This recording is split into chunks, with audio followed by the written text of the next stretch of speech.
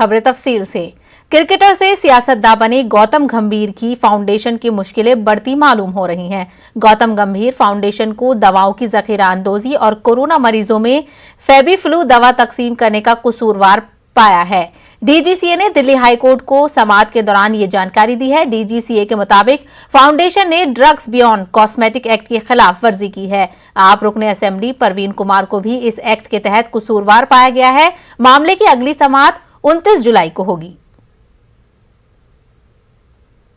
दिल्ली में दवाइयों और ऑक्सीजन की किल्लत के मामले में सुनवाई करते हुए ड्रग्स कंट्रोलर अथॉरिटी की तरफ से कोर्ट में यह जानकारी दी गई कि गौतम गंभीर फाउंडेशन के द्वारा तमाम लोगों की मदद की गई, लेकिन उन्होंने 2349 जो फेबीफ्लू मेडिसिन है वो लोगों को वितरित किया है।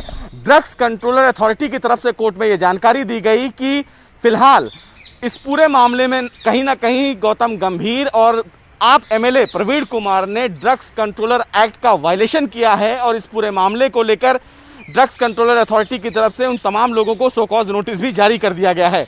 बहरहाल कोर्ट ने इस पूरे मामले में डीजीसीए को 6 हफ्ते का समय दिया है ताकि इस पूरे मामले की जांच की जाए। कोर्ट ने कहा है कि उनकी मंशा ये है कि इस पूरे मामले में जो लोग फिलहाल लोगों की मदद करने के पीछे काला बाजारी कर रहे हैं उनको सजा देनी है। बहरहाल कोर्ट में इस पूरे मामले की सुनवाई आज पूरी हो गई है। कोर्ट ने डीजीसीए को यह कहा है कि एक विस्तृत हलफनामा कोर्ट में दाखिल किया जाए। कैमरामैन जगदीश गौतम के साथ सुशील पांडे। उत्तर प्रदेश के कानपुर में पुलिस